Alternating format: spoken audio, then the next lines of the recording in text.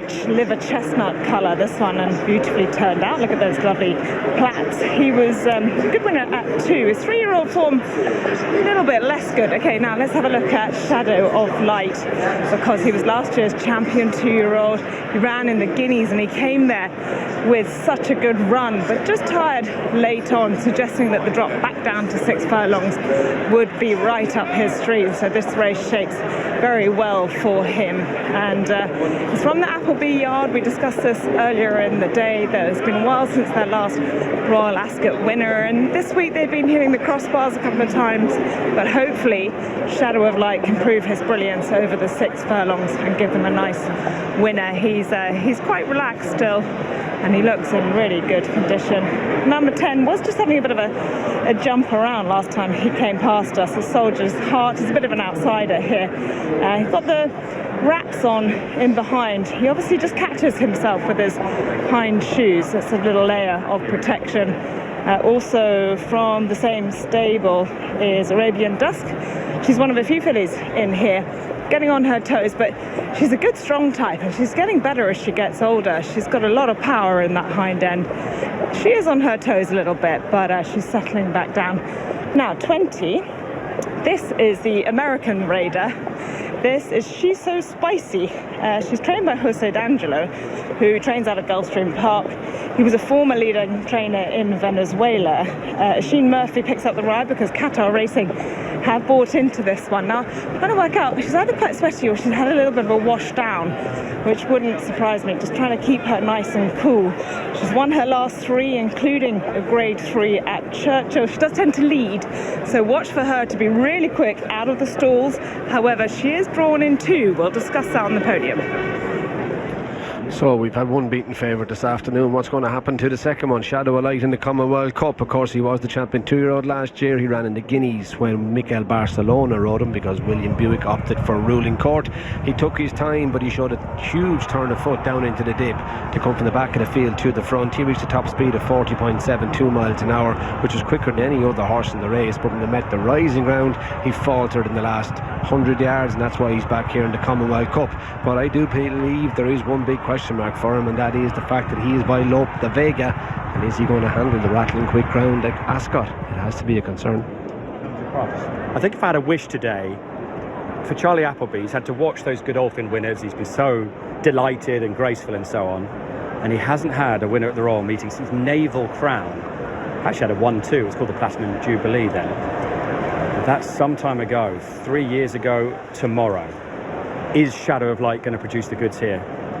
I really hope so. If he handles this good to firm ground, then I think he's the class act in the field. How big an if is that, Meg? Lope de Vega, is that a big if? Well, it is, yeah. I mean, often they do prefer juice in the ground, and a lot of his best 2-year-old form was with soft in the description, probably by chance, the races that were planned out for him, and that's where he went. But he ran with huge amounts of credit in the Guineas when probably didn't quite stay, but look how well that has actually worked out. It was an unbelievable race, wasn't it? And he wasn't beaten far by Field of Gold or Ruling Court. He's just a class act for me. He's a fascinating horse, isn't he? Because, you know, they tried to stretch him. He showed a wonderful change of gear down into the dip, and he's sort of that perfect mould, isn't he? If he can handle this, you know, when he goes over to the Breeders' Cup at the back end of the year, possibly he's going to be stretching out to the mile again. But Sprint Division at the moment, he's ready for the taking. Is he a yes or a no, Jason? Are you in his camp or against him? He's a yes. He's a yes. Okay, let's go down to Luke. There's some really, really exciting horses down here. Now, the first one I saw was actually the favourite, Shadow of Light, who to me looks like a sprinter. He's short coupled, he's very, very strong across his quarters. Let's have a look at a few of these. Obviously, with these very fast horses, they come down pretty slow. Here's Arizona Blaze just in front of us here with David Egan on board. Again, he's going to be coming out of stall number 20. He's a horse who likes to make the running if he can. Will certainly be very, very handy. And look, he's a nice big type of horse.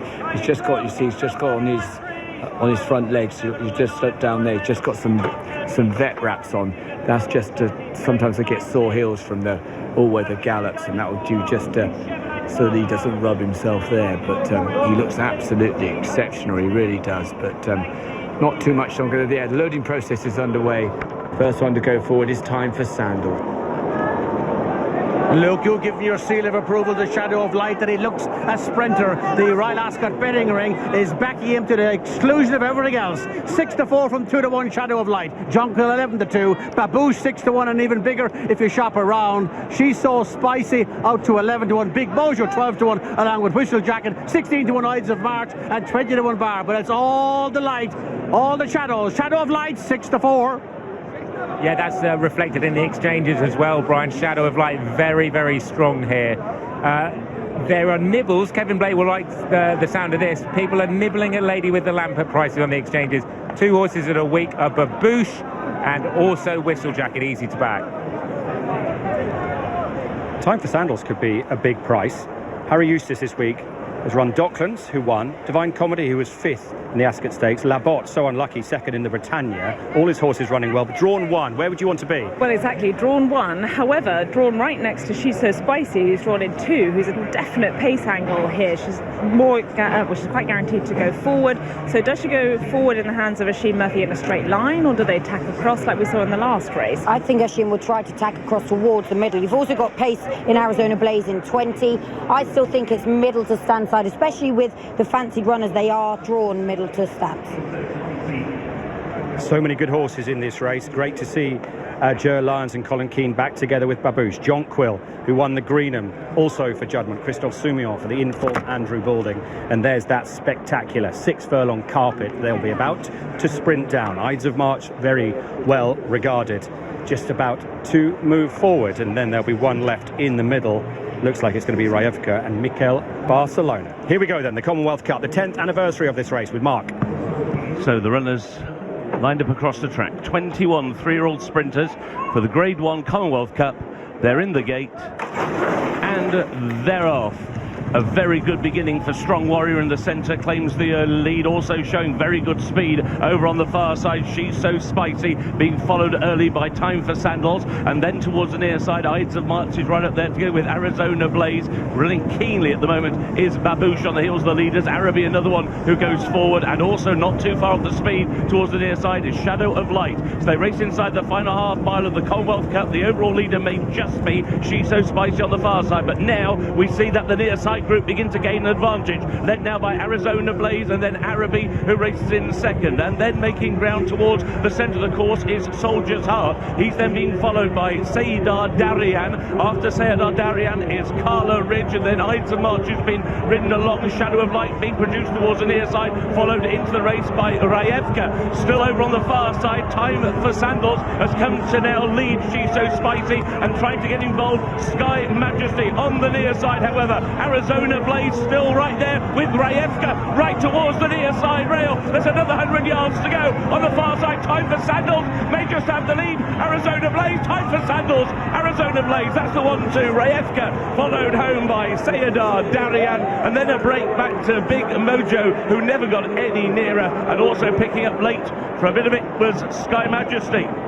Well, she's had to do this all on her own from about halfway. Time for Sandals took the lead off She's So Spicy over on the far side, and she's won here for Richard Kingscott and Harry Eustace, and has beaten Arizona Blaze on the near side in second. Rayevka has come from a very long way back in third, and then Sayidar Darian in fourth. In the end, it was Shadow of Light who got going late to get fifth. He was not too far off the speed early, but he could never land a blow. At 25-1, Time for Sandals wins for Harry Eustace and for Richard Kingscott, the winners of the Commonwealth Cup. I mean, this is just a dream week for the Eustace family. Time for Sandals from stall 1 for Harry, who trained the winner of the Queen Anne with Docklands earlier this week, his first Group 1 at the Royal Meeting. All his horses have run well. This was only the 4th he'd had, as we talked about before the race. Jason, far left. We had eyes on Shadow of Light near side, but it's Time for Sandals. Look, she's swinging. And just look as well, from stall number 1, so Richard has gone back and behind runners, so he wasn't going to be sort of posted right over towards that far side round. He goes and commits. We've got no idea as to who is in front, and she's looking for a little little bit of company, starts to edge towards the centre. Richard Kingscote on board. They thought early on, the team, he saw he ran her in the trial at Newbury early on over 7. Exactly, so she's now down to the 6 furlongs, and like Ed said, she really travelled into it, and then she had to be brave because she went away from her group, had nothing to run against, but she's been placed all one in all of her 5 starts. She was second in the French Group 3 last time out, but goodness me, for Harry Eustace, what a week. He wins the Queen Anne Group 1, and here he is winning the Commonwealth Cup, and having brought just a small team here to Ascot as well. I saw James on the way in today and I said, come on, you haven't had a winner for a couple of days. Now look, amazing. Away and gone from the jockey camp. Time for sandals, Meg. Yeah, I must say this is amazing for Richard Kingscote as well. You know, we've seen him on the big stage a couple of seasons ago, and he probably hasn't had that Group 1 horse the last 2 seasons, and there you go, get a nice ride for an in-form yard, and it happens. And I think Richard was good here because, as you say, Jace, the filly drifts off her line when she gets a little bit lonely, puts his hands back on the reins, corrects her, one flick again in the backhanders coming any minute, and then she's battled down. She's been tough because she's been lonely.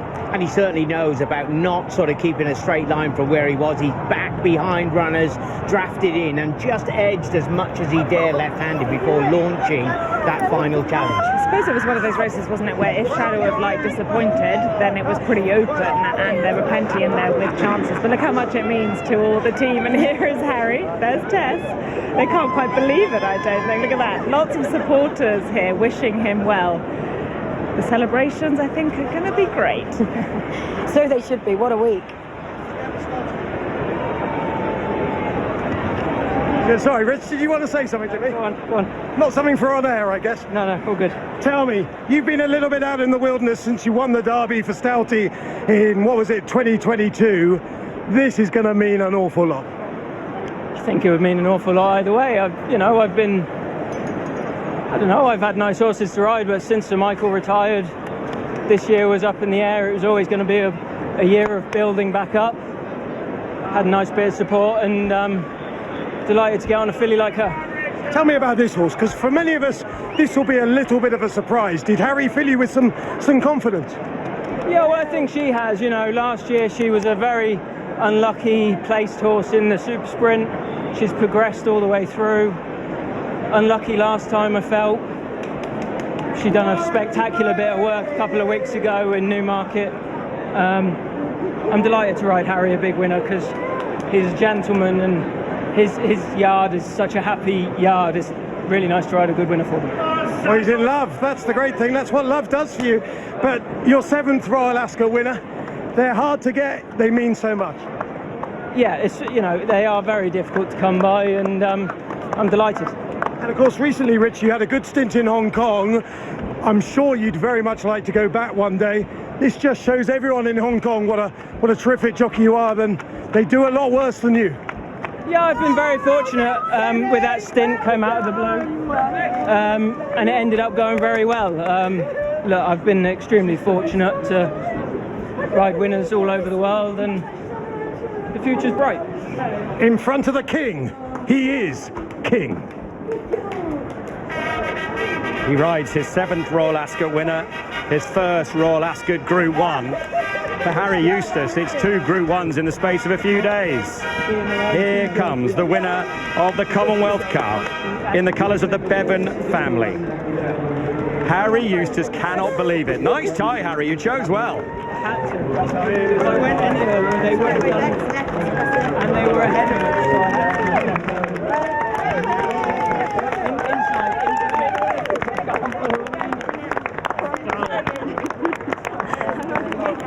In the blue and white there, next to Harry's mum, Gay, his girlfriend, Tess Keating, our excellent production manager, who somehow, amongst all these celebrations, has kept us all in order and everything's been booked. She's a phenomenon, brilliant at what she does. And the boyfriend's quite good at what he does too. Give it a punch, Richard. There we go. Bosh. Slightly lame one from some we've had. Harry must be just shaking his head. Extraordinary few days for the young trainer. So nice to hear about the happy camp, and Hayley in her quote yesterday talks about how they have the stable WhatsApp group. They're obviously very tight. Rebecca Curtis we saw leading up the horse they call Flip Flop at home. Flip Flop can run. And that's 2 from stall 1 winning today. They'll now get the photo. Kia Jarabchin must be getting increasingly frustrated. It's proud but frustrated, I think, for sure. Arizona Blazers ran an absolute stormer. He looked $1 million, but couldn't quite do it on the wrong side. And the draw, well, it's even more of a head scratcher now. How good is that? That means, you know, we were slightly concerned yesterday that one side was completely favoured. 2 races today. Well, definitely this one anyway. Low numbers to the 4. Immediate reaction about Shadow of Light, blaming the ground. The ground too quick for Shadow of Light today. Rishi? Well, it's a lovely scene here in the winners' enclosure. Everyone, obviously, as you can imagine, so happy. Tess, my ITV colleague, Tess, you have to help me here. We need to get this photo done and dusted. By the way, how was it for you? Unbelievable. I can't believe it. Brilliant. Now I'm going to try and get that. Harry's obviously just throwing a little bit of water on Typha Sandals, making sure she's nice and cool. The photo is going to be done, and then we will step in. Obviously, James is here, Harry's dad. This must be a very proud moment for his mum and dad. And here we go for the photo. What a performance from this filly on the far side as well. Another horse drawn on the far side. That's something to talk about.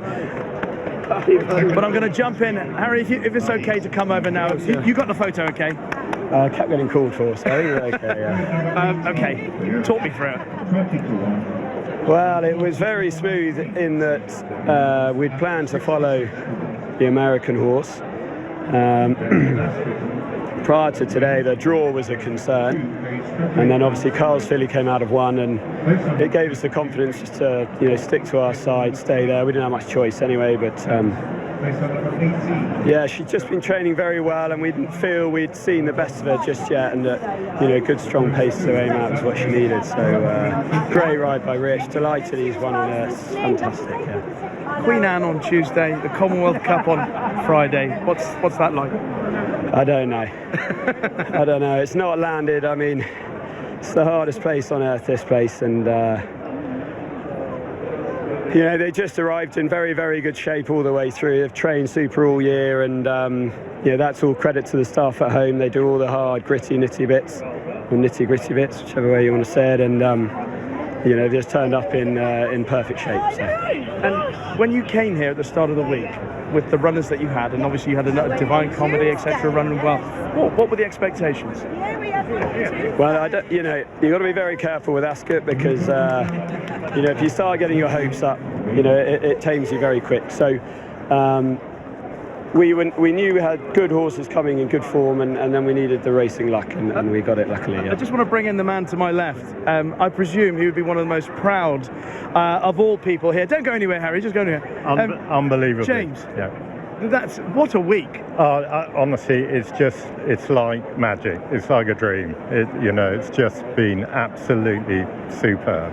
You did pretty well as a trainer yourself, but what is it like to have this experience? Well, do you know, it's so wonderful, because you know, that really was a marker. The Queen Anne was a marker because the 2 boys are competitive, and David obviously did really well in Australia, but he's now got to emulate his uncle, who did train a Royal Ascot winner from Hong Kong. Cape of Good Hope won at Royal Ascot at York, won the Golden Jubilee, or whatever it was called then. Saturday. So now David's got to try and emulate that and come here and do that. And Harry's got to try and win a Melbourne Cup. He nearly did. He won a Bendigo Cup and got in the Melbourne Cup last year. So it's just ridiculous. What is it that, and I know that most people are too modest to give a genuine answer, but I'm going to hope that you do. What is it that you think that you would have instilled, and obviously Kay as well, instilled in these boys to help them be a success? I think if we did anything, we just instilled a work ethic in them, and I hope we did that by example rather than with a long tom. But we were lucky from day one. They loved the whole thing, and so in the holidays they would ride their pony on the heath. Had a brilliant pony that taught them both a lot, but they were in the tack room at breakfast time. Those days you had time for breakfast, no one does it. And they learnt an awful lot in the tack room, and they just loved it. And they both knew what they wanted to do. We were wrong as parents. We tried to make Harry go to university, and he went to Edinburgh for 2 years, enjoyed himself immensely, and then dropped out and went to Australia and worked in racing and hasn't looked back. And Harry worked for some unbelievably good trainers, but one of them was sadly the late Christophe Clement, who we knew when he was Luca's assistant. And we emailed him and said, who does Harry go and work for in North America? And he said, well, me, of course. And he